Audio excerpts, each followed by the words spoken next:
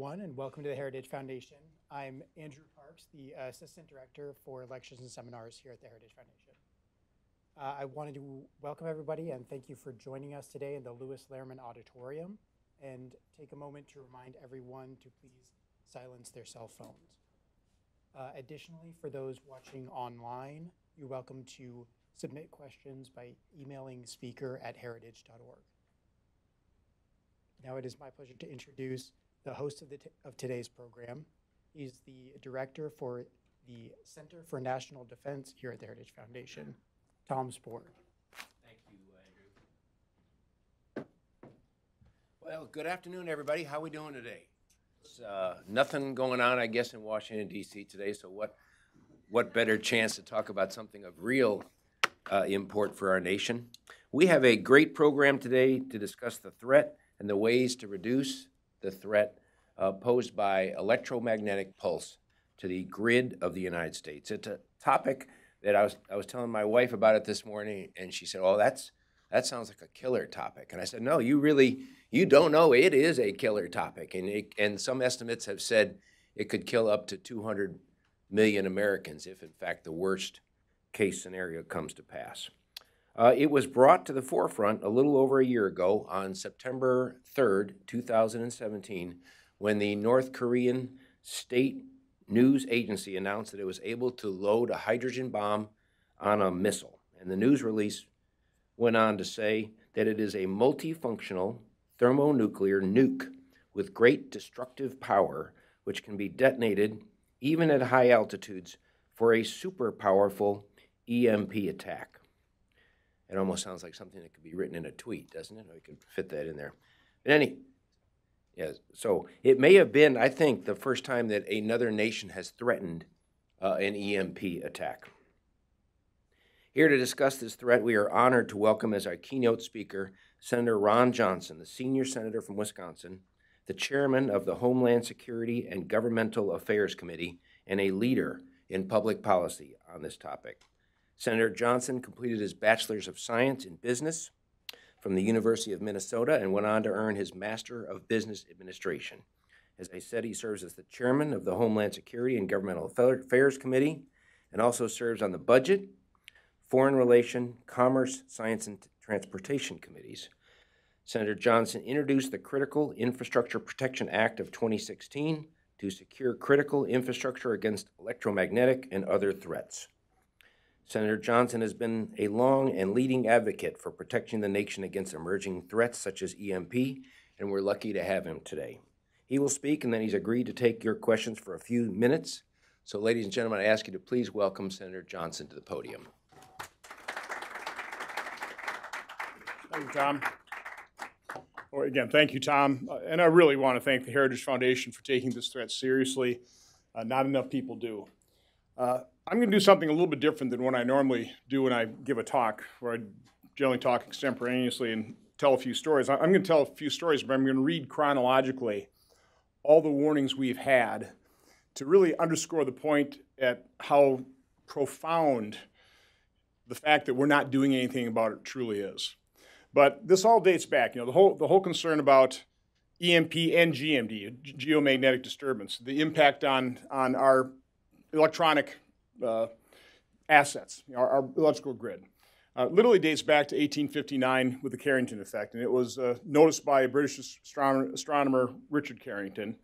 And back then it lit up the sky. You certainly noticed it did shut down telegraph systems. Sparks flew.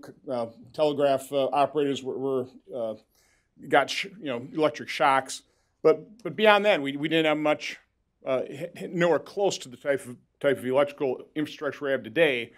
But it obviously made an impact. And so we're aware of this. And by the way, that's over 150 years ago. On average, we have a massive solar flare that caused the Carrington effect about every 100 years, which means, as Dr. Richard Garwin, one of the individuals that Enrico Fermi said was one of the few true geniuses he ever met, testified before our committee, said that means, this is actually pretty easy math, I can do it, we have a 10% chance every decade of having something that massive that could do, their estimates, 0.6 to $2 trillion worth of damage. and we've done nothing about it. So the tale starts in 1859. Once the nuclear weapons were developed, we started testing them, and we started doing high-altitude tests in 1958. That was the hardtack program and the Argus program, and we started seeing some effects. Then the Soviet Union started in 1961 and continued those tests through November 1962. Both Soviet Union and the U.S. were testing high-altitude blasts. And I just want to read you. This is right out of Wikipedia, so you know it's 100% accurate.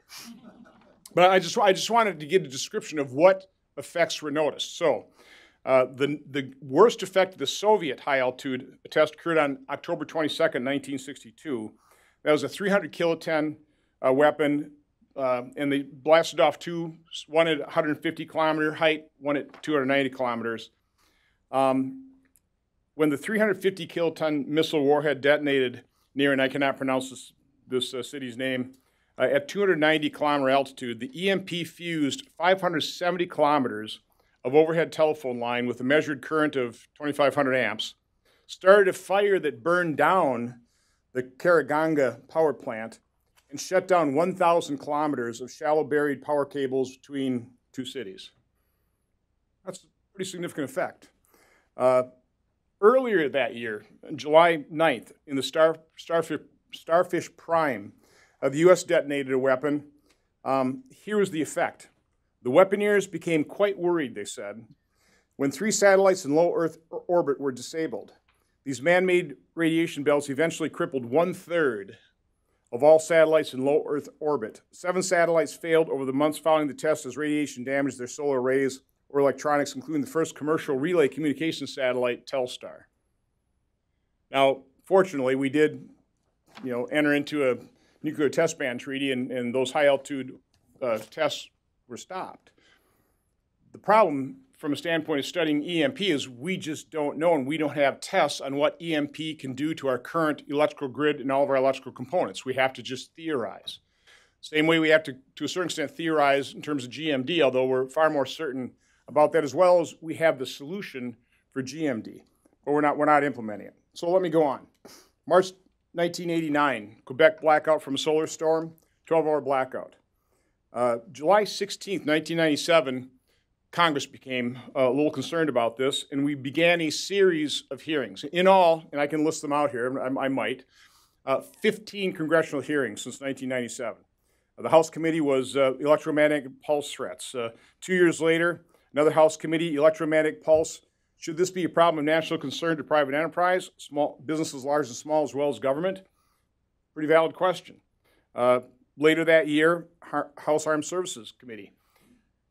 In May of year 2000, and this is to Heritage Foundation's great credit, you published your first EMP report titled America's Vulnerability to a Different Nuclear Threat, an Electromagnetic Pulse. October 2000, the EMP Commission was established. So again, all of that highlighting of the problem did result in action.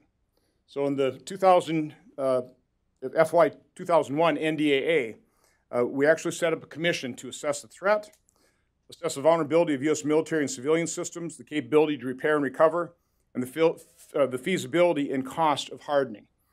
Again, it's very responsible action on the part of the United States government to really take a look at something that by that point, we'd already known for about 40 years. But we're finally starting to act on it. Not a bad thing. In October 2003, the Halloween solar flares was diagnosed by the GOES satellites and affected satellites and aircraft routing. The next day, again, Congress acted by holding another hearing. Highlighted. In 2004, the EMP Commission released its executive report. The top findings: EMP attack could cause unprecedented cascading failures. I would, to a certain extent, go, duh. Current vulnerability invites and rewards attack if not corrected, and correction is feasible and within the nation's means to accomplish. Again, we continue to have a series of, three or more hearings over the next few years. In 2008, the 2008 EMP Commission issued their report, Critical National Infrastructure Report, and again, their conclusions: EMP attack puts society at risk of catastrophic consequences. Many people would die from extended power outage. Deterrence is not effective counter. The nation needs to prepare to manage effects. In 2009, NASA funded a National Academy of Science report said that $2 trillion would be caused by a blackout because of an EMP attack. So again, I mean, I could keep going and going and going, and to a certain extent, I almost feel I want to.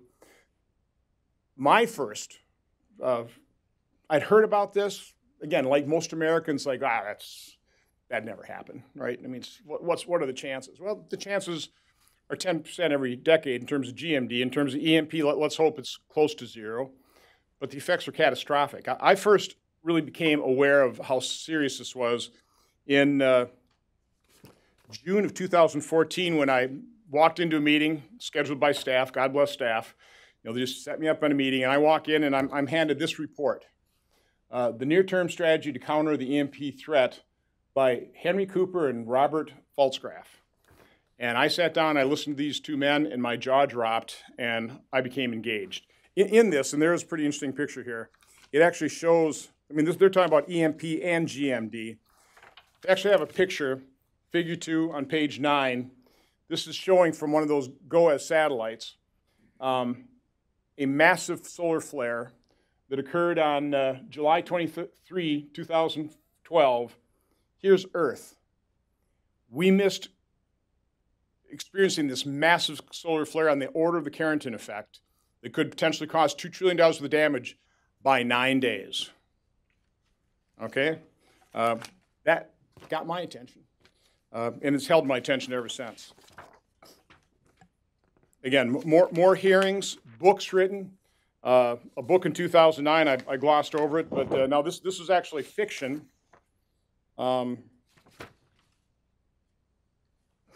What is it, 1 second to, yeah, 1 second after by William Fortune. And then, of course, we also had Lights Out by Ted Koppel. We held a hearing with Dr. Richard Garwin, again, that genius that Enrico Fermi mentioned. One of the two things that struck me in that hearing. One of the committee members mentioned that somebody that he knew that he respected called this whole EMP GMD hokum. And so I just went down. I think we had CIA Director Woolsey, we had Richard Garwin, we had a number of eminent scientists in that hearing, and I just went down the list. I said, is this hokum? No, no, no, no. The other thing that's interesting about that hearing is in terms of relationship to GMD, this is first out of 2 times in hearings where we had a witness talking about how would we handle GMD, and the solution literally was, well, we'll have plenty of warning, we'll just shut down the electrical grid.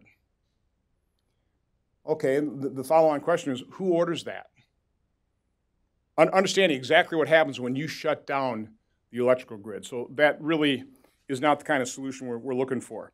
I think I made my point. I didn't know how long, I've got a lot more. I have a lot more. I could probably go on, based on this rate, another 10, 15 minutes and just talk about all the warnings, all the hearings, all the admiring of the problem. We do that a lot in Washington, D.C. and Congress, whether it's cyber, whether it's bio, whether it's EMP, GMD. We sit there and admire the problem. We pass pieces of legislation to develop a strategy or take a look at a study. And I guess my main point here today, it's been my main point for a couple of years, it's time to do something. To do something. But in order to do something, we really need somebody in charge. It's the same problem we had with bio threats. I just spoke at the Chamber of Commerce earlier on cyber. We need somebody in charge. This thing, we need somebody in charge. You know, we actually did pass a similar language to that Critical Infrastructure Protection Act in a National Defense Authorization Act. It required a report out of DHS that was due the summer 2017. I mean, last time I checked, it's the fall of 2018. We don't even have and by the way, that took years to pass a bill that just called for a strategy to address this. It took years just to get government to say, hey, develop a strategy. And then once we passed it, they're more than a year overdue at developing that strategy. Now, we had Scott McBride from Idaho National Lab. I went out there in the summer. He came in and testified. Brilliant man. I don't understand 99% of the things he's talking about. But I do know we have the capability and we have the intelligent people that can not only develop additional testing, which is going to be required. We're going to have to spend money so we can really test this so that whatever equipment we install will mitigate the harm. But it is well past time to utilize the brilliance of people like Scott McBride and the people we have at the national labs to determine what we can do now. And here's a couple suggestions. There are somewhere between 300 and 3,000. Can't get a solid number on this. People dispute in terms of exactly what we ought to do. 300 to 3,000 large power transformers that literally cannot be replaced overnight. Some of them it will take over a year and a half to replace. Some of them are so large we can't even put them in place anymore. We ought to right now start building and putting in place backup large power transformers just in case an EMP or GMD wipes them out so we can put them immediately on stream. Whether we are talking about a kinetic attack or a cyber attack or an EMP or GMD destruction of our electrical grid, at some point in time, some disaster is going to strike and we're going to have to restart our grid. We're going to have to restore power. We ought to plan on what that's going to look like. How are we going to do it? Again, large power transformers is one of the solutions. But there are also capacitors you can put in line that certainly know how to alleviate or mitigate the effect of GMD. It's just like it's lightning, okay? We know how expensive it is. We know how to fix that. It's time for Congress to pony up. It would literally cost single-digit billions to do so. Now, again, let me remind you, I'm on the Budget Committee. Our government spends $4,000 billion per year. $2 billion isn't even a rounding error. Why haven't we done it? Why haven't we done it? So again, I think I've made my point. I probably made more than my point, okay? We've been forewarned. This has been over 50 years since those nuclear tests, those high-altitude nuclear tests. We know the damage can be done. We know how catastrophic. We've seen fictional books. We've seen other books. We've seen reports from GAO, from Heritage Foundation. We just haven't done anything about it. And it's far past time to do so. So with that, I'm happy to entertain any questions you have. So thank you very much, sir. Appreciate that. And time for some questions. I would ask you raise your hand, and then we'll have a microphone come around so that our live stream audience can also hear your question. If you don't mind, identify yourself and then make your question as concise as you can, if you wouldn't mind. So we'll start with you, sir. Senator, hi, Frank Gaffney from the Center for Security Policy. Well, Frank, thank you for incognito here today. Your leadership, deep cover. Listen, you asked rhetorically maybe the question that I think ought to be front and center here, which is why haven't we done something? And part of it is, I think you know better than most, is not only is there nobody in charge, but the powers that be are resistant to changes to the status quo. And I think specifically the nation's utilities. And it turns out they've got a lot of stroke in people in the line of work you're in. Incentivizing them to be part of the solution by cost recovery keeps coming up as one of the solutions in addition to the technical fixes and so on. Could you talk a little bit about maybe your experience with all of that in SIPA, for example, and I commend you again for your leadership on that, but how do we overcome that either through incentives or other techniques? Again, I think the biggest problem is we don't have the specific test, the specific science that tells us exactly what's going to happen with either E1, E2, or E3, EMP or a GMD attack to our current electrical grid, to our current electronics. So absent that specific data, what the utility companies basically do is say, oh, this is overblown. I mean, like that member in our committee said, well, I hear from an expert, this is hokum, okay? And so that's, most Americans, when they see something that's just, let's say you go to the doctor and, one doctor, that could be cancer. And you go to another doctor, you go, no, you're fine. I mean, you don't ask the question again, right? It's like, oh, good, I'm home free. So that's all it really takes is to diffuse any kind of momentum to do something about this, is have the utility companies, who are the experts. I mean, they're the electrical engineers saying, this is so overblown. We can survive this easily. We've studied it. We got it in place. So that's what I'm saying. So I'm not looking for, I personally couldn't care less whether the utility companies contribute a dime. The American taxpayer ought to pay for this. You know, quick little side note on this thing is when I was interviewing now Chief of Staff John Kelly, he was going to be the Secretary of Homeland Security.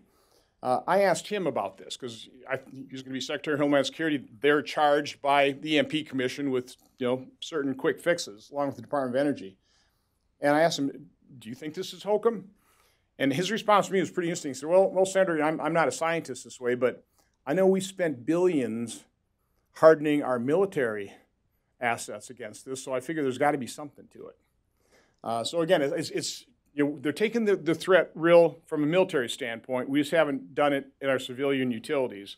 So my solution to that is I'm not going to ask them to spend anything. I think we need to be very sensitive. If we start putting capacitors, what does that do to the load on the grid? Again, I do not understand these things, but I understand a grid is incredibly complex, and you have to keep it balanced, and you start throwing things into it, that causes for concern. But again, that's why we have to use our national labs, hop on this problem as quickly as possible, put in place the solution for GMD, because I think we've got that one down pretty well, as we're working on better science in terms of the E1, E2 effect, which is the initial effects with the EMP. Okay? Sure.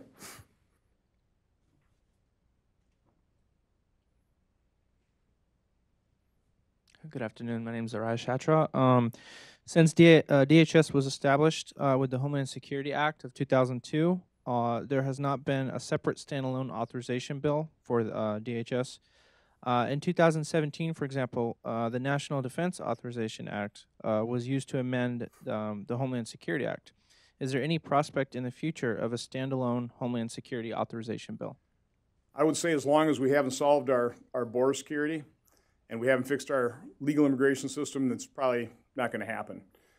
It's obviously greatly disappointing to me. We passed, I think Chairman McCall did a good job of getting a memorandum of understanding from all the committees of jurisdiction. It's one of the problems. DHS was really a combination of about 22 different agencies. They all have their separate committees of jurisdiction. I've seen multiple charts on this. It's like 100 committees and subcommittees. And so Chairman McCall got a memorandum in the House to have all those folks waive their jurisdiction so he could develop a authorization bill. I had some success in the Senate, but other committees maintained their jurisdiction. So we did a little bit skinnier DHS authorization bill, passed it pretty much unanimously through our committee. We kept out all the immigration things, so let's concentrate in the areas of agreement. No chance we could bring that to the House, because the minute we would, they're going to bring up the Dreamers, they're going to bring up all the divisive issues where we don't have the area of agreement. So I think it's very unfortunate.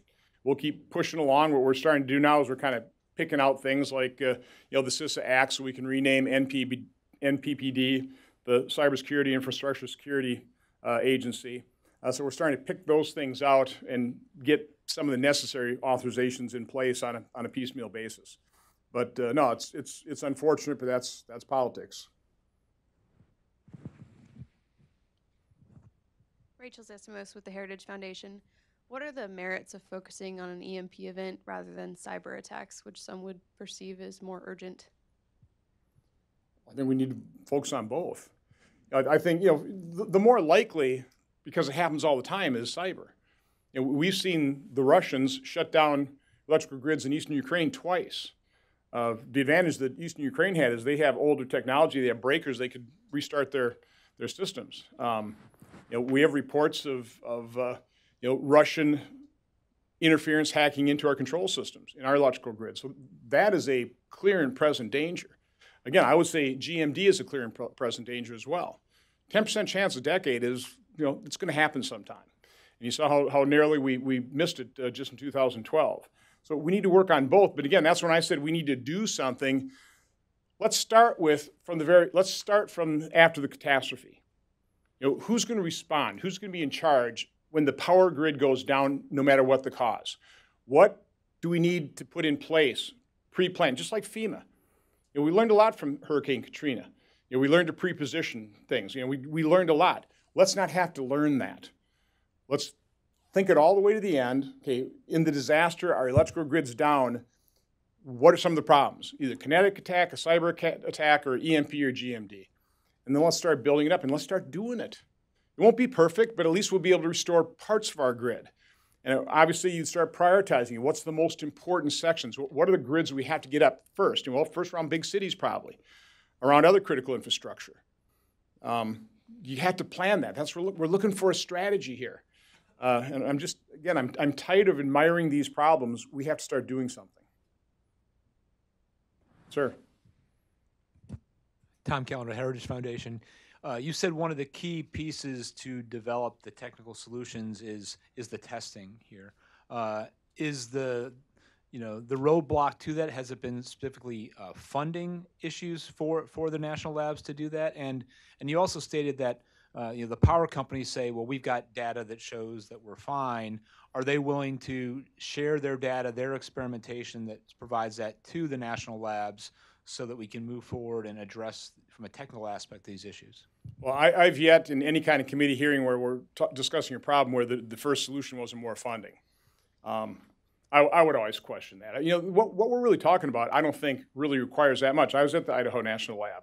They've got it's mainly a large area, and it's got a functioning electrical system. To set up some of these test sites and stuff is not going to be that grotesquely expensive. Again, not even close to rounding errors in terms of our budget. So money shouldn't be the issue. It's really about who's going to be in charge. Now, from my standpoint, I think DHS has enough responsibilities. They really do. I mean, you can throw just about anything under Homeland Security. But in this case, you have to look at where is the greatest expertise. Which agency has the personnel that knows more about this? And that's Department of Energy. And by the way, GAO and the EMP Commission did cite both DOE and DHS, gave them kind of dual responsibilities of doing these quick fixes. I would try and, by and large, if I were to pick the agency to be in charge of this, I would think DOE would probably be the best. Okay? And I hope we kind of come to that conclusion and start moving forward from that. It's one of the reasons I went to the Idaho National Lab, to kind of make that point. Sir, you had a question.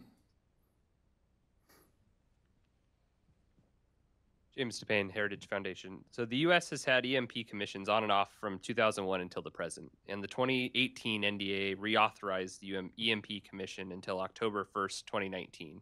Is there still value in maintaining the EMP Commission, and if so, for what purpose? Until we fix the problem, I think there's absolute value. I know there's some problems with the prior one, but again, you listen to the 50 years worth of, it's not Chicken Little, but I mean, raising the alarm here in terms of we have to do something, we haven't done anything. So, the EMP Commission, truthfully, is probably the best avenue for having the type of the authority to raise the alarm bells here to get something done. Again, Heritage Foundation has done a great job, GAO, all these authors that are writing about this. I mean, all those things help contribute. Part of the problem, I suppose, with fictionalized books is people just, well, it's just fiction. But it's fiction based on a real-life scenario. So, no, I think the EMP Commission, I hope we keep one in place until we've actually solved this problem. I think this will be the second to last question, yes, sir. Hi, my name is Steve. I'm a student. Thank you for being here, Senator. I was just wondering, has there been an established scenario of how the military would respond in the case of EMP attack, like what the appropriate response by the military would be towards the rogue nation that potentially launches it?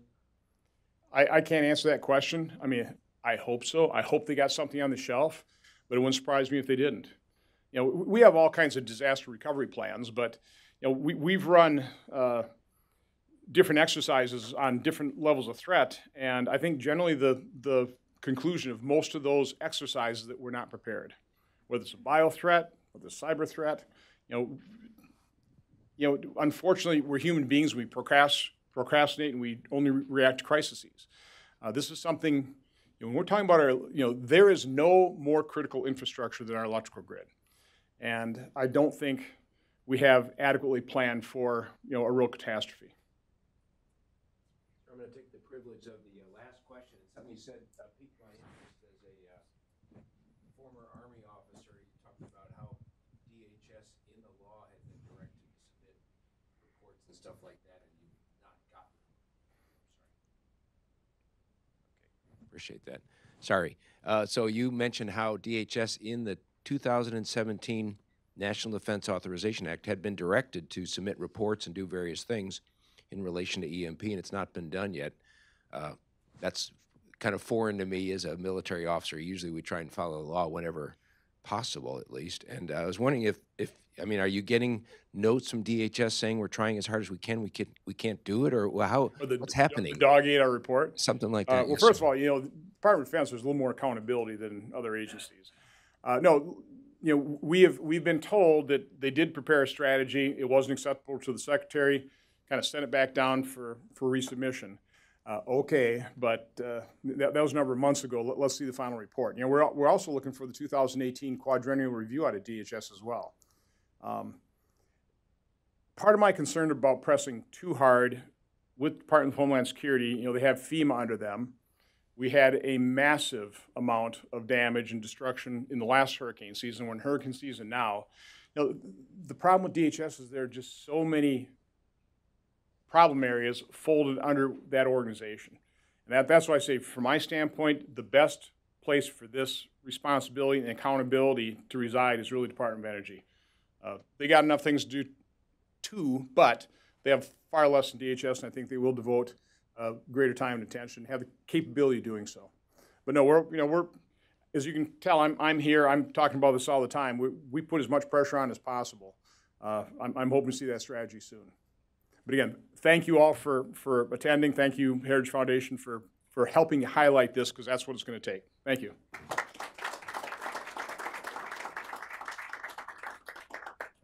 Give us about 1 minute. We'll get our panelists up here. We'll commence the second part of this.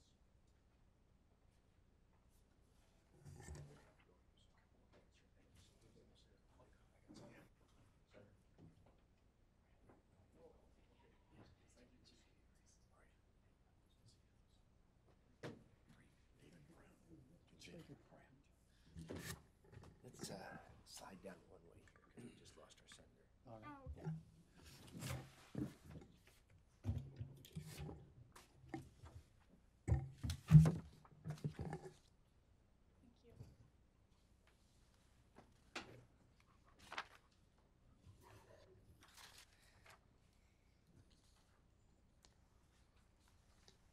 Well, that was wonderful. I don't know about you. I just enjoyed the heck out of that. So we're back with the panel, as I guess Brett says on Fox News, and a great panel too. And so here to further explore this issue, we have 3 experts, each representing a different aspect of the issue. And I'll introduce them all at once, and then they'll speak in that order, probably about 10 or perhaps less minutes apiece, something like that. And then we'll have time for your questions. So first will be to my left, Dr. George Baker. He's professor, how do you say that word? Emeritus of Applied Science at James Madison University, where he taught both graduate and undergraduate courses and directed the university's Institute for Infrastructure and Information Agency.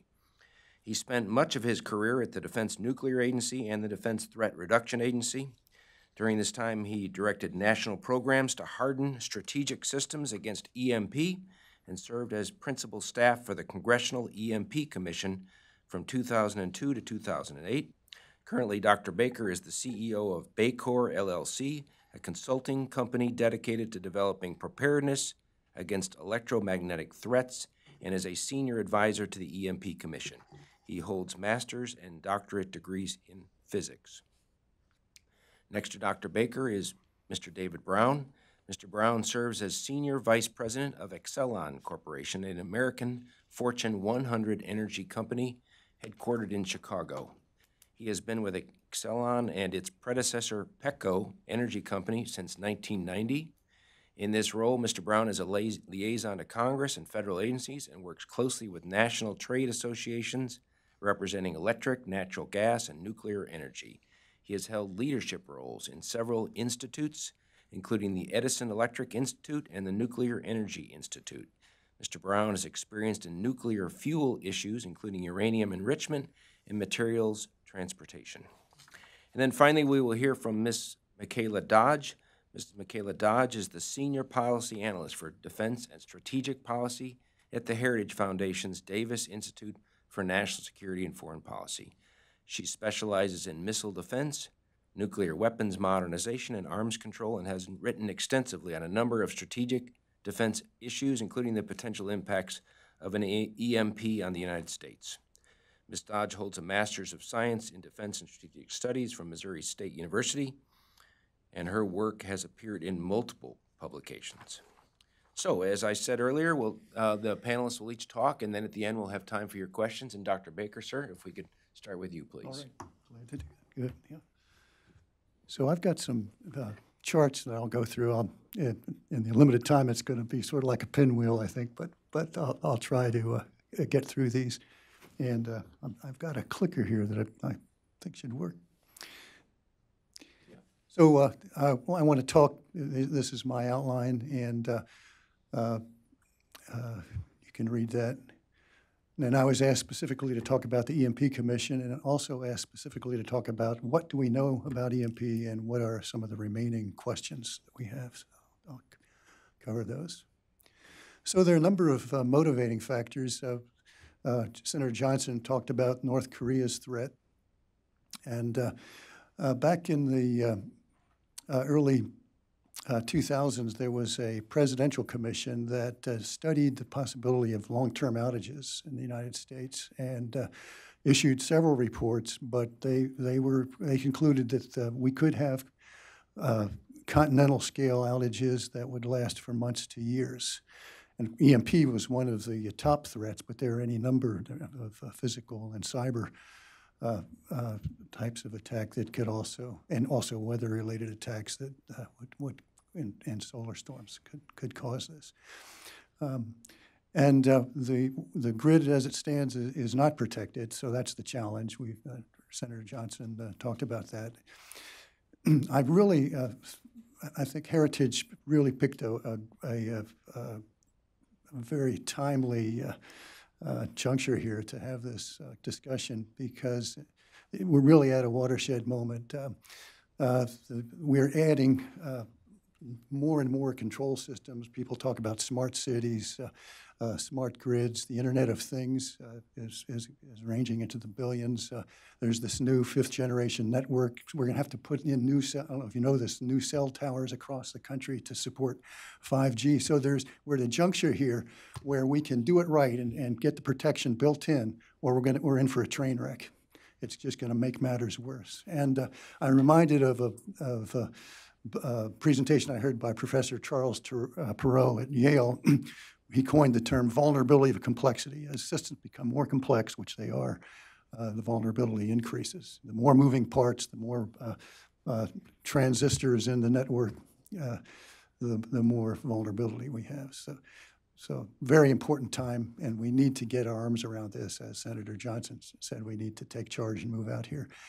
And the good news is, people hear me talk, and a lot of times they just assume we're SOL. No, the electrical engineers, if we turn these problems over to the electrical engineers, they can solve they're solvable. And more on that later. So the EMP environments, there are three. I'm a physicist, so pardon, just bear with me here. I've got to have some physics in here. There are three aspects of the environment. E1 is caused by the gamma rays from the nuclear burst, very fast, very broadband, very high amplitude in the tens of kilovolts per meter. E2 is from the neutrons, and that's a much lower amplitude, slower pulse, very similar to lightning in its characteristics.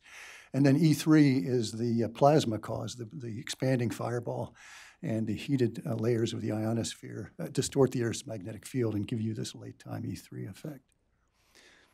And just to reinforce, the E1 there, the top blue band there is very broadband, very high amplitude. E2, maybe the spectra out to a megahertz like lightning. And then E3 is down in the subhertz. Most of the energy is below 1 hertz, and there you're talking about volts per kilometer, so it's very low amplitude. E1 is caused by the gammas, and you get a coherent release of electrons in the atmosphere, and the fields from each electron adds coherently. So the entire atmosphere becomes a giant phased array antenna for you electrical engineers out there. And then We don't worry about E2 that much because E2 technology, essentially, protection technology is similar to lightning, and there's a lot of lightning protection in the grid, so we don't worry so much about E2. And then E3 affects only because of its low frequency and low amplitude, affects only the really long lines.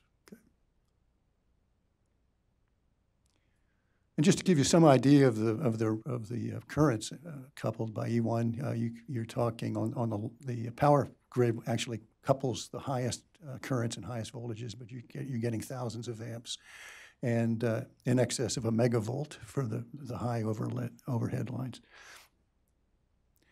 For the solar storm environment, it's very similar to E3.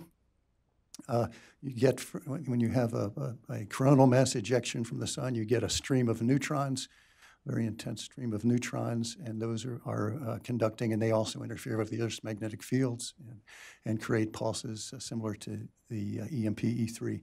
In the chart there, you'll see there's a red, very sharp pulse. That's what you would get from the E3 from a nuclear detonation, expanding fireball, and then the lower, wider green pulse there is what you would get from a solar storm. So you can see, but they're they're both considered quasi-DC.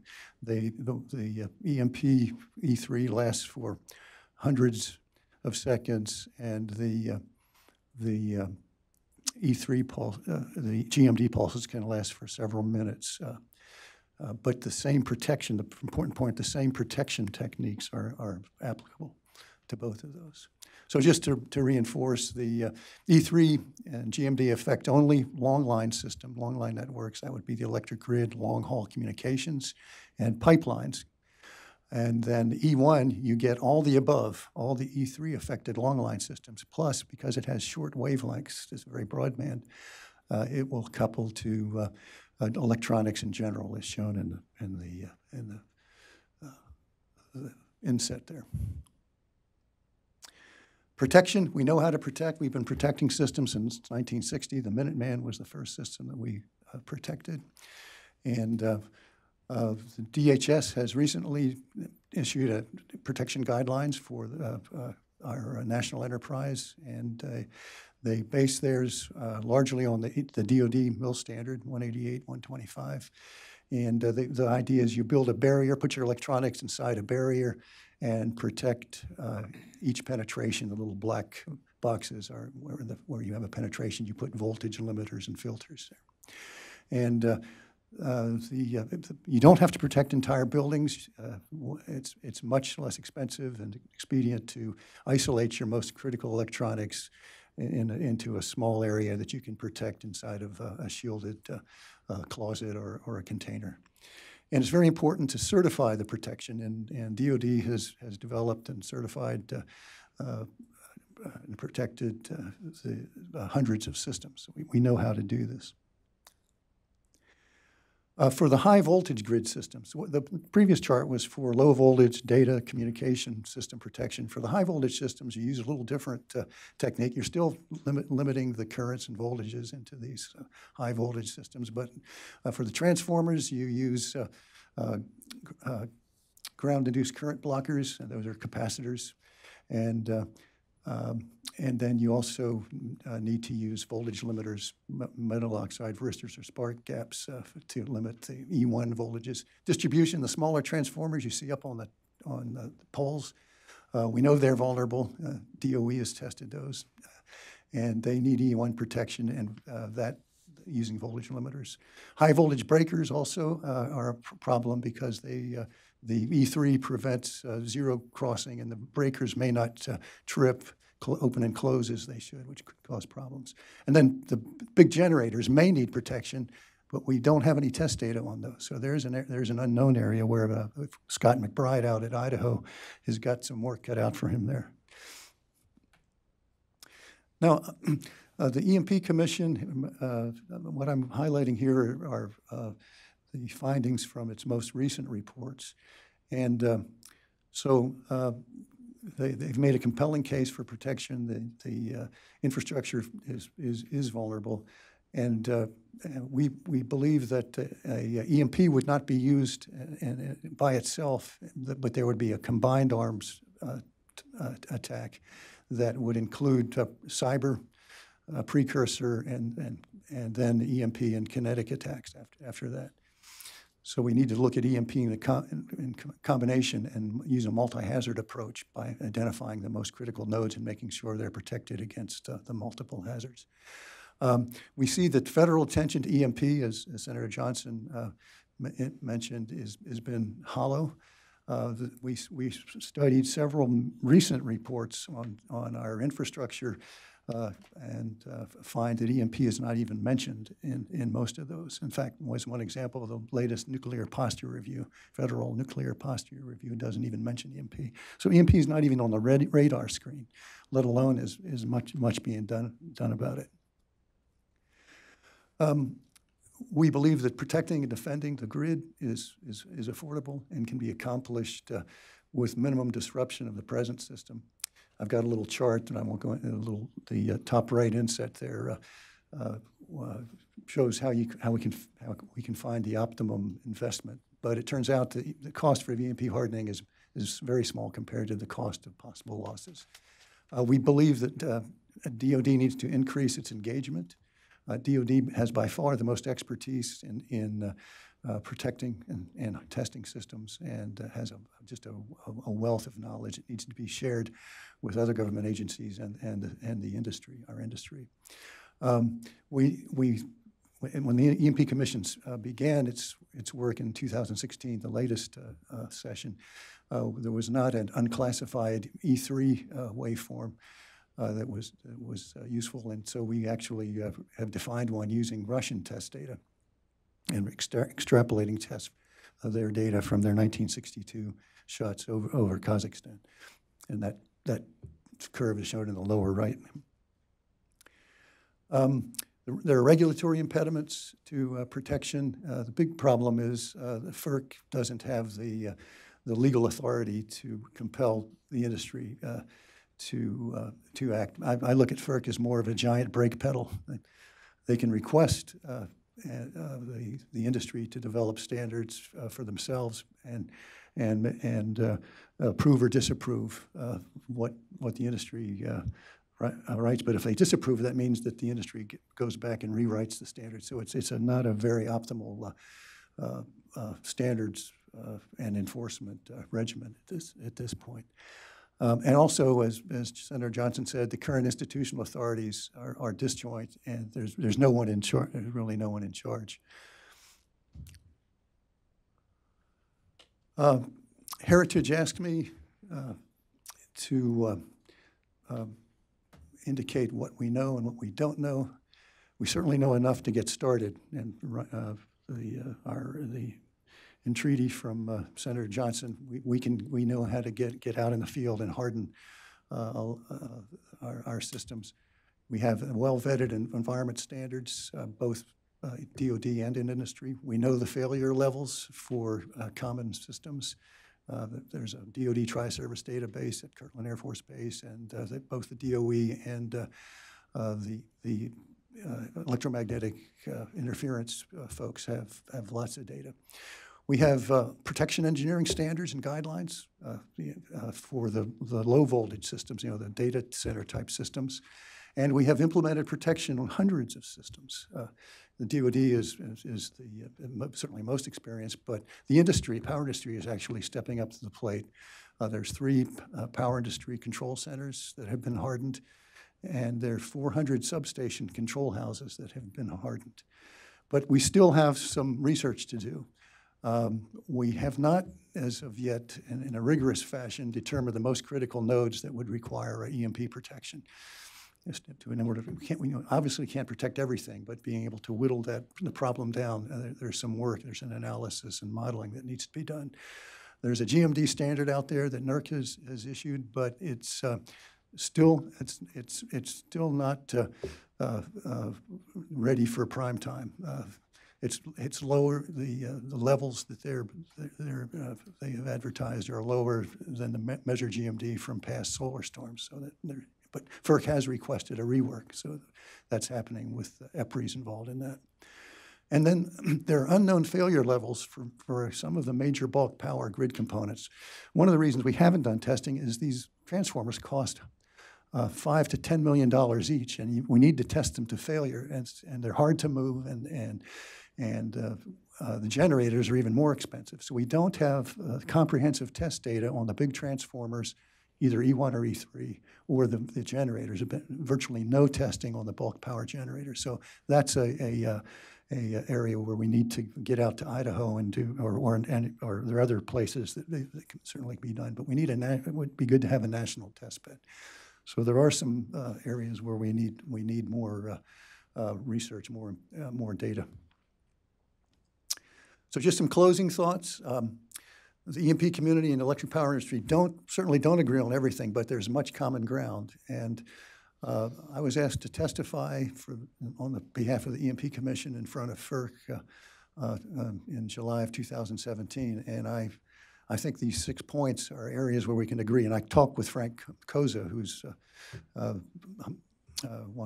he's in charge of reliability for PJM, I believe. But he agreed. I sat on the airplane with him and talked about these.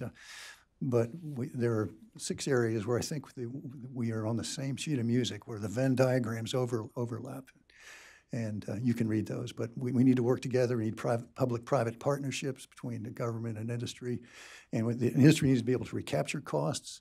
We need a unified model of the national grid that we can use to develop the needed priorities. Black Start plan nationwide for very large area blackouts.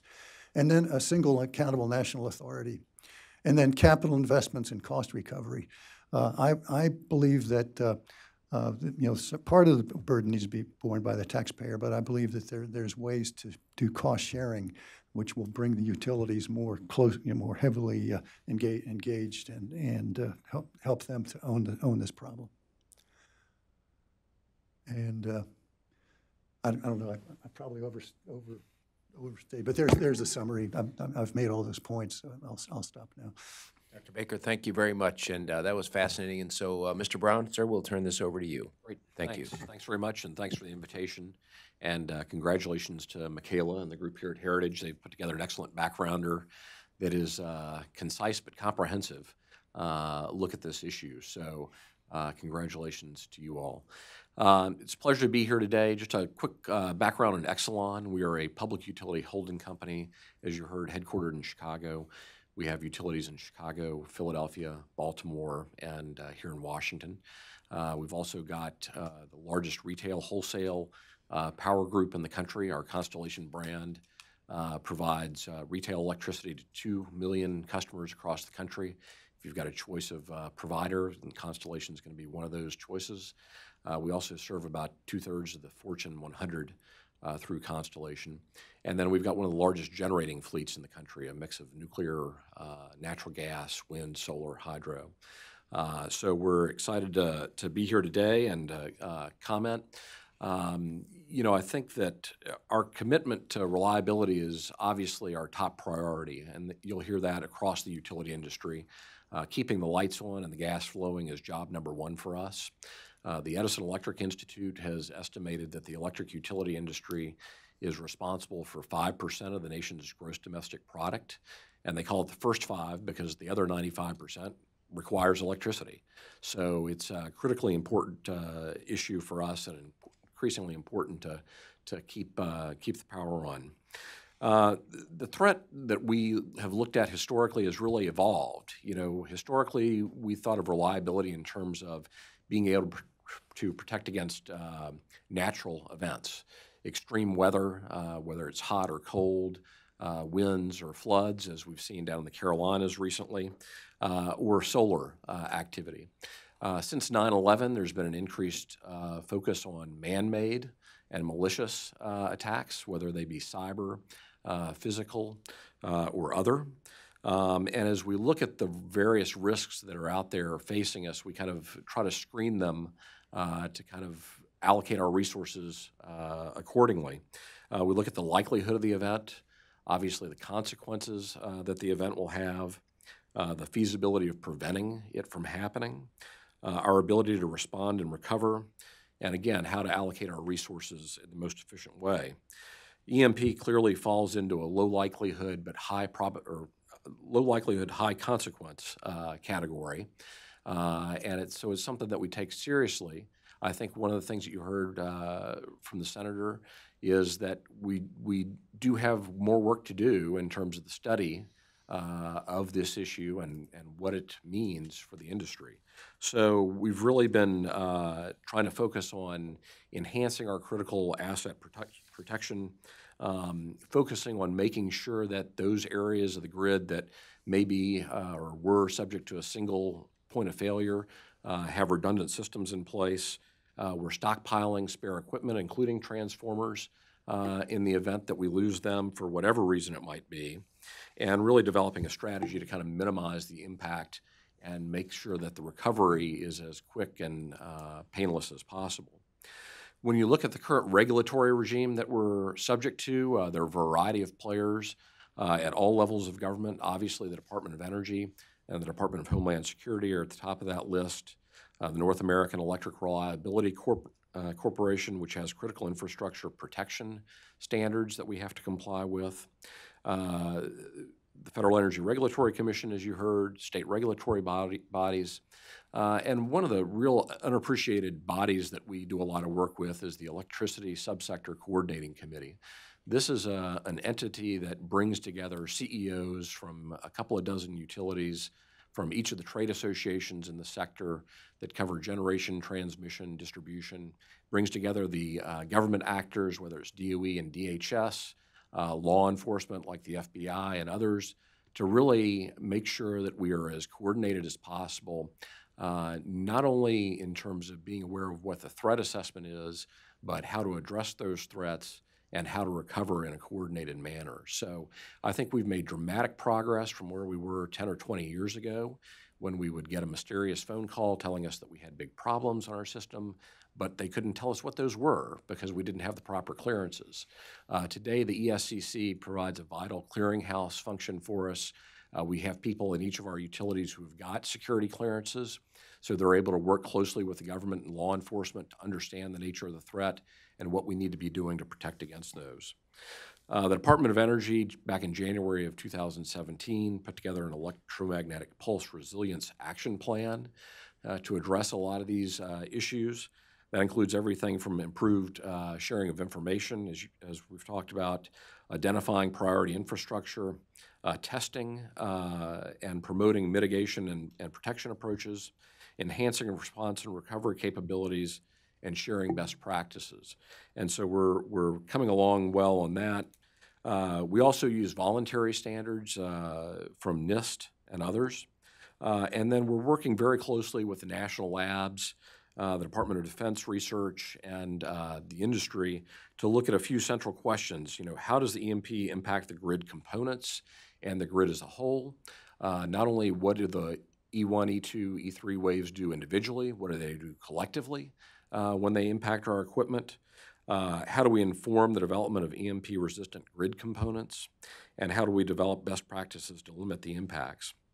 The Electric Power Research Institute in 2016 announced a 3-year study on EMP in conjunction with the national labs, with the Department of Energy, and with about 58 utilities.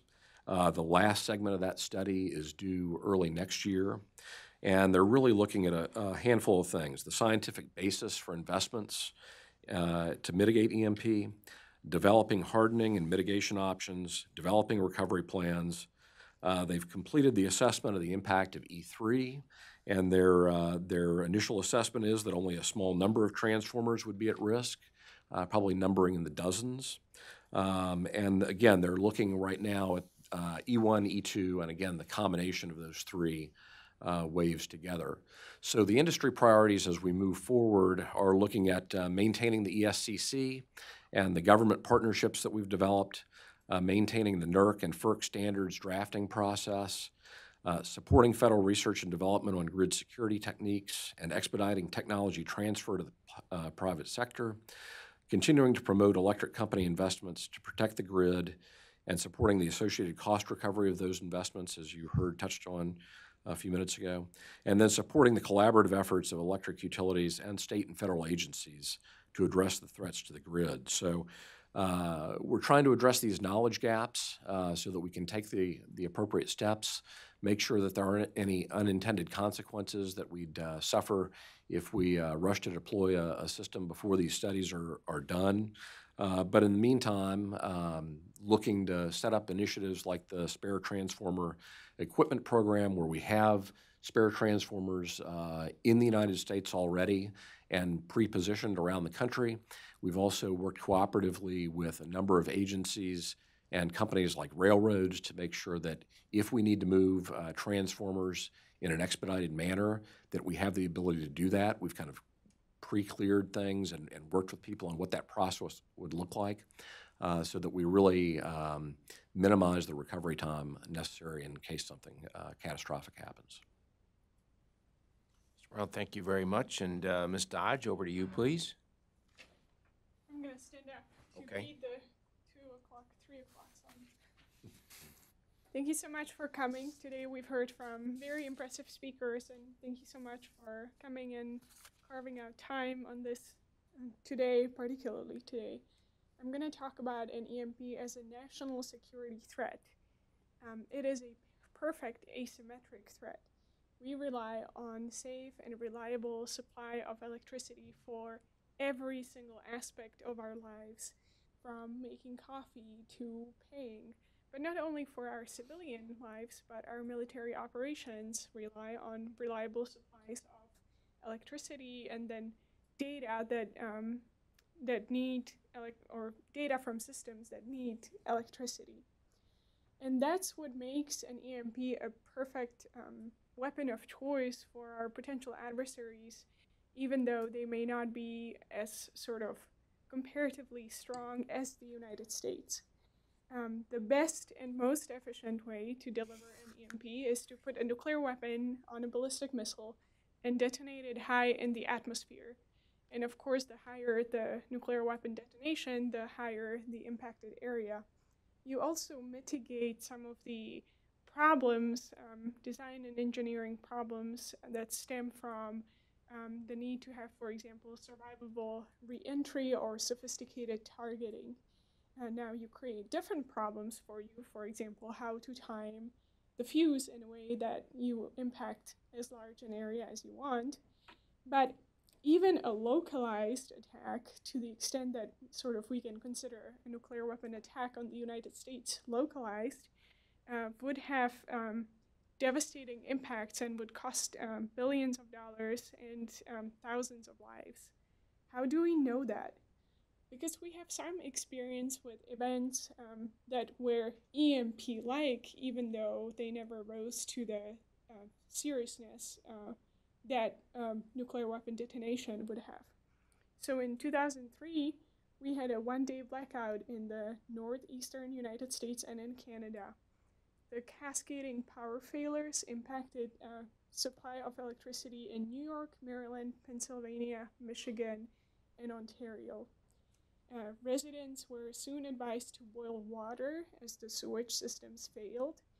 They did not have power, they did not have electricity, there were no traffic lights, and so, traffic was probably what we experience in DC on a daily basis, but that's not very common in other parts of the country.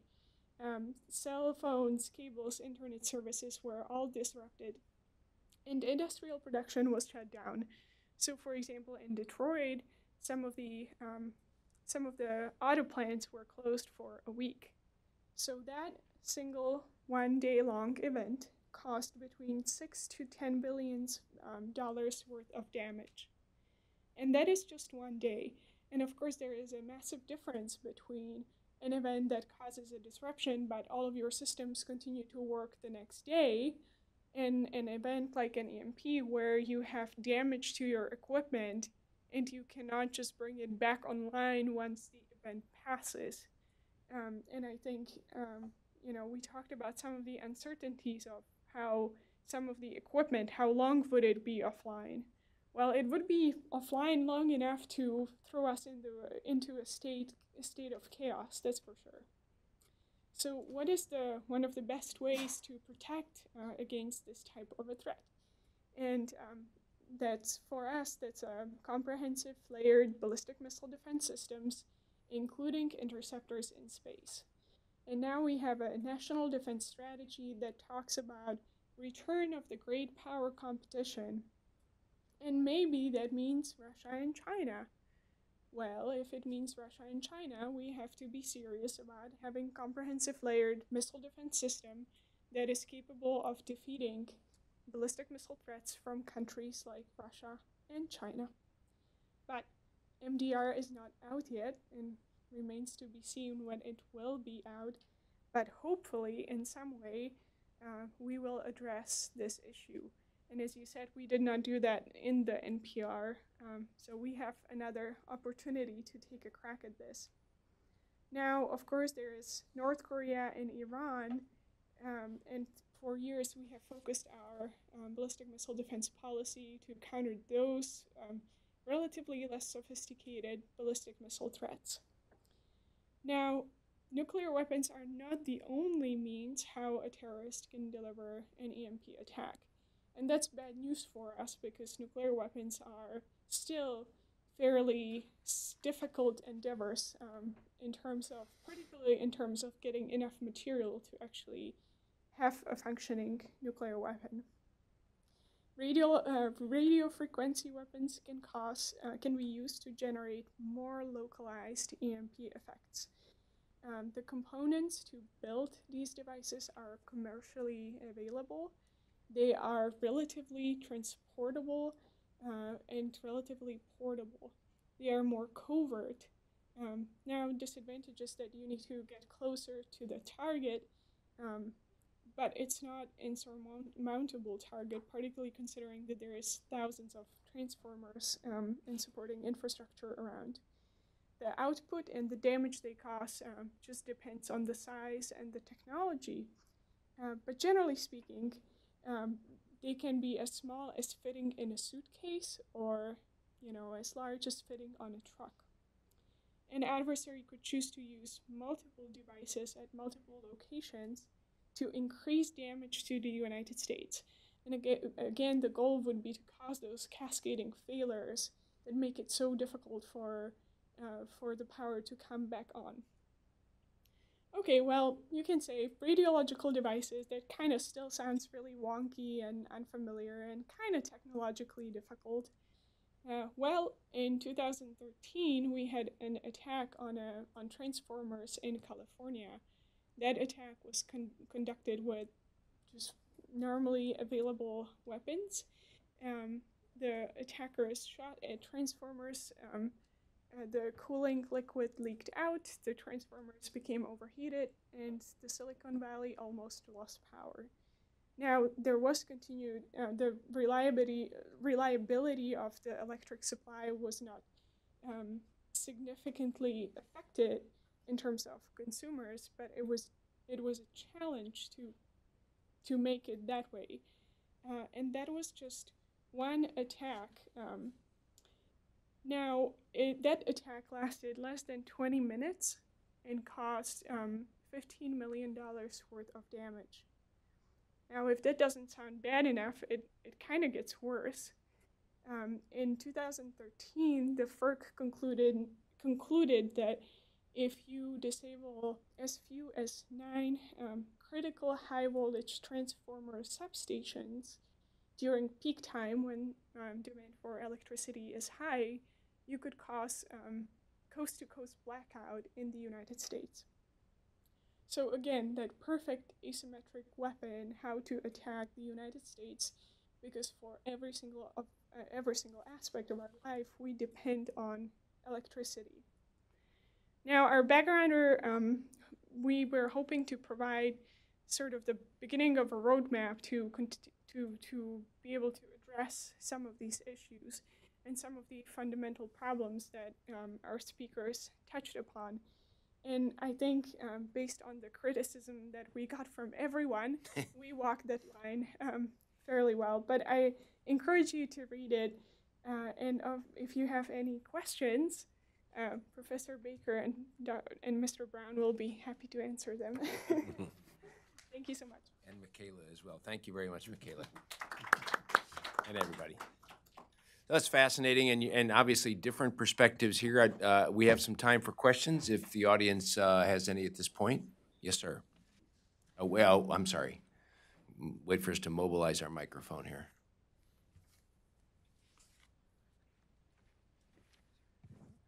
Jerry Johnson, National Religious Broadcasters, thank you for the presentation. Has there been any discussion in your circles about pushing the activation of the cell phone, the FM chip in the cell phone, you know, without the internet and without cell towers? I mean, everyone would still have a cell phone, and there's a hidden FM chip in the cell phone. In Europe, they're mostly on, but only about a third of American cell phones have that switched on. And I think Ajit Pai, the chairman of the FCC, called upon Apple to turn on those switches after Puerto Rico so people could get emergency. Has anyone talked about that as a sort of a strategy after? Have you heard anyone discussing that? Anybody? I haven't. Anybody in the audience want to take a swing at that? Because I didn't even know there was such a chip in my phone. And so now you've piqued my interest. So I apologize for... So iPhone 7 and 8 do not have it. Okay. Android, you'll see all kinds of apps you can purchase online, but it's something to think about as an emergency radio. If the government was transmitting, people could receive it. Interesting. Thank you. Sorry we couldn't be more helpful. Yes, sir, in the back. Thanks. Tom Ayala with the National Taxpayers Union. Chairman Johnson and some of you on the panel have noted that taxpayers have an interest in protecting the national grid. Obviously, that's important for taxpayers, consumers, energy companies, and the federal government. But at the same time, the Trump administration has submitted a draft to the Department of Energy that would essentially bail out some of these energy companies, nuclear and coal. Should supporters of the free market be concerned that the Trump administration is using the national grid as a straw man to subsidize these energy companies? I think Mr. Brown will toss that to you first, if you don't mind. Sure, and I think that's a complicated issue that we probably do need another panel on, frankly. You know, I can just talk about nuclear. For example, we're the largest nuclear operator in the country. We own and operate 23 of the nation's 98 reactors. We just shut one down a couple of weeks ago. We are scheduled to shut down 3 Mile Island, the other reactor there, next September for economic reasons, even though it's got decades left in its license, and it's one of the best run plants in the world.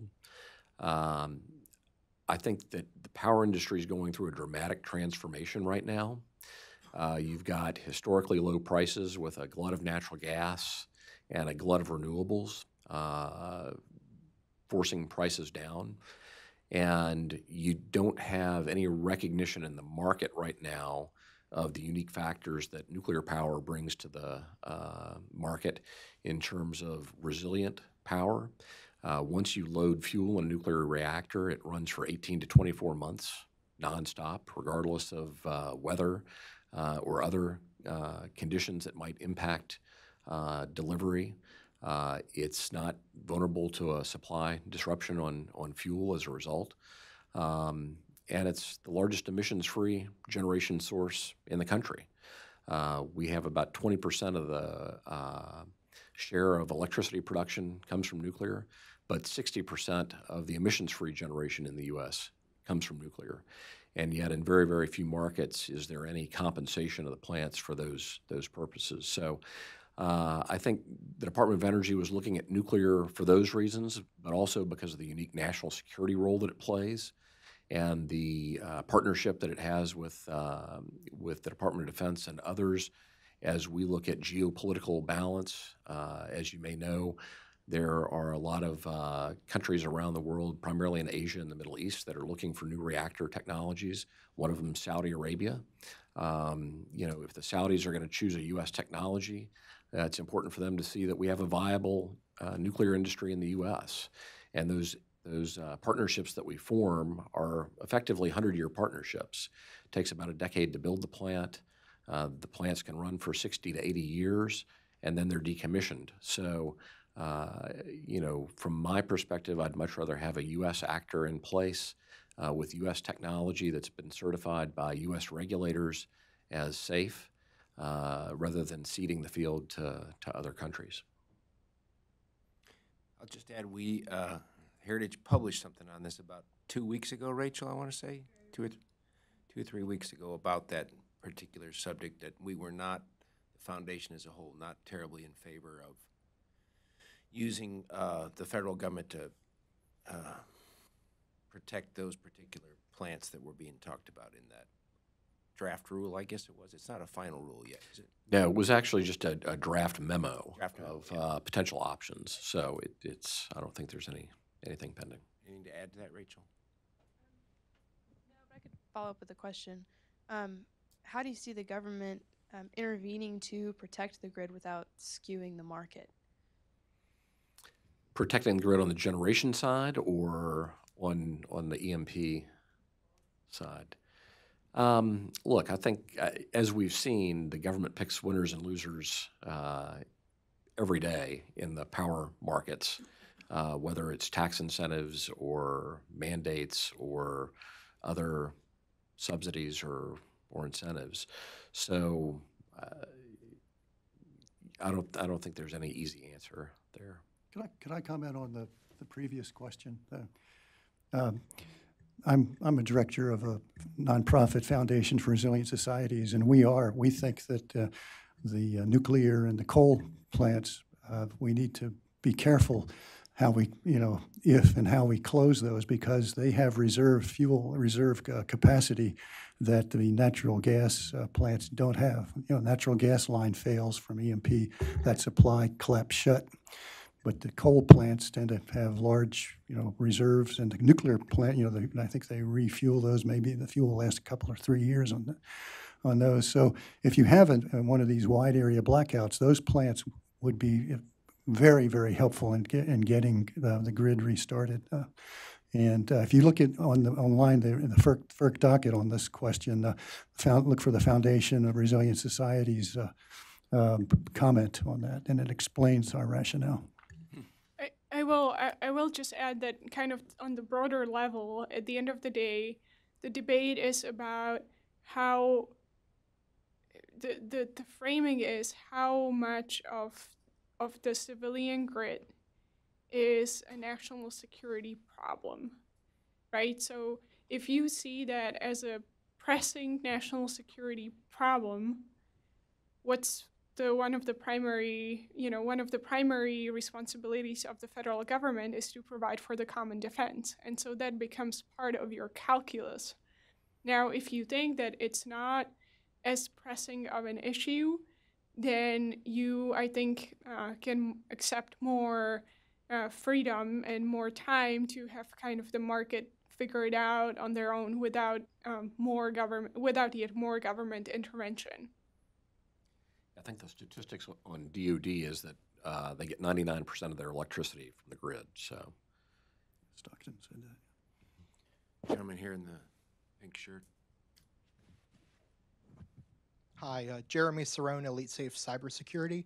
My question's for Mr. Brown.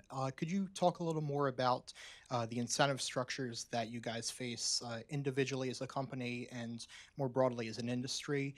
Because this is, of course, a problem with, as you've said, kind of a relatively low risk but very high, very serious consequences, which I could easily imagine might wipe out your entire company and, numerous other companies in your supply chain. Sure. And, I had a boss who used to always talk about killing the nearest snake. So, as she was looking at prioritizing things, whatever the closest threat was what she went after first. And I think that's largely the way we view things. I mean, you know, an EMP event, as catastrophic as it would be, it's a limited number of actors who need a very sophisticated technology. And we have a national defense mechanism to protect us against that. Cyber, as you've heard, can be done by somebody on their bed, you know, with a laptop. And so you've got many more players and a much higher probability of attacks. And in fact, obviously, we see those. I mean, thousands, if not millions, of hits on a regular basis into our systems. So that's where we're really focused like a laser these days. And again, it's not one of those where, I mean, I think we're realistic. It's a matter of when, not if, some of our systems are compromised. So we also focus on limiting the impact and then recovering very quickly from those. As the largest nuclear operator, we might bring a little unique perspective to that in that, you know, our nuclear plants are not, I'm cautioned against getting too technical and saying that they're air-gapped. They're not technically air-gapped because we have data going out from them, but they're unidirectional diodes, so you can't get into the systems, but you can get information out. And I'll just tell you, it's been remarkable over the last several years how much our cyber hygiene requirements have changed. We have very few computers in our company that have an active thumb drive anymore. Certainly going into the nuclear plants, you're not allowed to bring anything in. When we get software updates from the vendors, those disks are, you know, specially wrapped and everything, and then we put them into a separate computer, verify that what they sent is what we got, and only then do we update our systems. So we've got a very robust program in place because, you know, to your point, I mean, we've got the incentives. If we're not generating electricity or delivering it, we're not making money. So keeping the lights on is job one for us. Just to follow, I found that fascinating because I didn't know about the air gap thing. And so that is the entirety of a nuclear power plant is that way, like even the thing that monitors the levels in the cooling lakes and things like that is all kind of subject to that? That's all internal. Yeah. And then we have data streams that will go out from the plant, to say the Nuclear Regulatory Commission, or to our own internal, but you can't send data To it. into the system. Okay. Right. And is that industry nuclear power wide or just your Yeah, plants? that's industry wide. You know, one of the great untold stories of the nuclear industry is post 3 Mile Island. The industry created something called the Institute of Nuclear Power Operations. It's down in Atlanta. It's an organization that shares best practices among nuclear units. So if you have a problem arise, you'll alert INPO. They'll send a bulletin to every other plant of the similar type and say, be on the lookout for this. It's really, it's probably the most effective self-regulating body in the country, I would argue. And we all hold ourselves to a very high standard. The CEOs are the members of the INPO board of directors, and if their performance is not up to snuff, they get called on the carpet in front of their peers. So it's a very, very robust organization and a great success story that we should talk more about at some point. I'm Frank Gaffney again. Just a sanity check here. It does seem to me, and Mr. Brown, you make a very elegant case. It's one I'm familiar with. We participate in something called the Secure the Grid Coalition with the Foundation for Resilient Societies and Heritage and others. There's a lot of whistling past the graveyard going on here, I'm afraid. We're looking at a problem that we can discount as a low probability, and yet every enemy of this country makes it clear in their nuclear doctrines that attacking our grid is one of the things they will do. Some of them we would like to think we've deterred, some of them no, we're not so sure about. But the idea that, you know, our consultation mechanisms and our, you know, EPRIs and, you know, Edison Institutes and so on are actually protecting the grid against that threat, or for that matter, even the cyber threat. I just would commend you some of the superb work the Foundation for Resilient Societies has been doing, notably in connection with the Federal Energy Regulatory Commission's ostensible oversight of what you're doing. And it's sorely lacking in light of the actual threat that Heritage and others of us have been documenting now for some time, most especially the EMP Commission. And I just wanted to say thank you to George Baker for his service to that commission over many of these years. And a real concern I have is that with the dismantling of the previous commission, with the real expertise that it brought to bear, we may get something that is an EMP threat commission, but that's not able to provide the kind of second opinion and challenge to the industry and challenge to the regulatory arms and for that matter, challenge to the executive branch as well. That's certainly needed now. And I just want to say in closing, there is talk that there will be an executive order coming out of the National Security Council, the president. I pray that it will actually insist that we protect the grid, not simply talk about, the consultative mechanisms and the rest that are may make us feel better about the vulnerability, but is unfortunately not actually mitigating it. Thank you. We've got time for one more question if there is one. In the back there, Cooper. John Dodson. I'm an ex-Corps of Engineer officer and developer, among other things. We formed a group some years ago when I discovered how vulnerable the grid really was. We were getting ready to develop transmission, and my transmission guy was one of the best in the country, built the Neptune project. Said, John, all these lines up here, there's 200,000 miles of them, and they're about a meter apart. All you got to do is drop a chain across them, and they're dead. And if you know as much as this group knows, we had 6 engineer-led companies, you can take down the whole North American grid with no weapons. And I started thinking about that, and that was a pretty scary thought. So we have worked on this off and on for a number of years, and we've got folks from, there are really 4 different cultures, and I want to add a few things that need to be done in order to solve this problem, because it's not something that's small or it's going to happen overnight. Even the studies and just trying to react is not good enough. You really need to do something so that at the moment we are in the same position we were in the 1950s with the nuclear threat, where the first strike could take us out completely.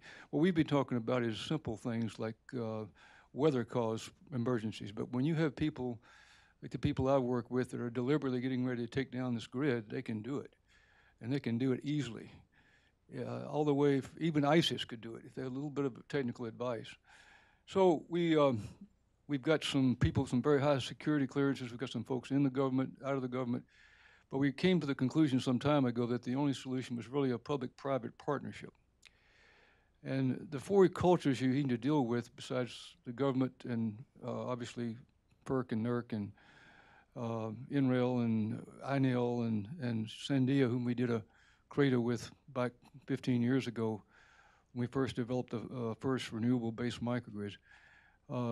We have to have the government first, but then you got the DOD because they've got real estate that you need to solve this problem with.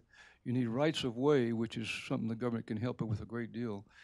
And then you need the private sector tech companies, which turned out to be one of the easier problems. When we went to them, we've got most of the big guys who build microgrids and transmission now signed up. And then the last and most difficult is the ones I've been working with for the last 8 years, and that's the utilities. The utilities own the grid, and whatever we do to protect or create a system that can withstand a first strike, which we're vulnerable to today, it has to involve the utilities directly. And as I tried to explain when the Obama administration called us into the Pentagon some years ago when they were just getting going, you don't order the utilities to do anything. That's not the way this legal system is or authorized. That ship left somewhere back in the 20s. FERC gives national guidance, but the states regulate the utilities. Until you get the regulators and the utilities favorably inclined to what you want to do, it's not going to work. So what we've done is we've got utility folks with us. We think we finally, utilities also have problems today though, because unlike 20, 30 years ago, the cash cows and the monopolies are being threatened by a whole new paradigm. And we think we can help them with that. And because it's a national security project, we believe that we can form a coalition that'll work here. So we do believe, though, it has to be led by the private sector. We just don't think the government will ever be able to cover all the political requirements internally to get complete agreement on any particular, unless somebody else pays for it. And that's what we're trying to do now. So this EMP is only one of three. You've got the cyber and you've got the physical. You've got to deal with all three. And the real solution will cover all three to a degree where we will no longer be vulnerable to a first strike capability. Well, sir, thank you very much. And that's the last word on that subject, although there's a lot more words that could be spoken. That's all we're going to do today. And so please join me in thanking the panel. And of course, this recording will be available for posterity's sake on the internet. So thank you again.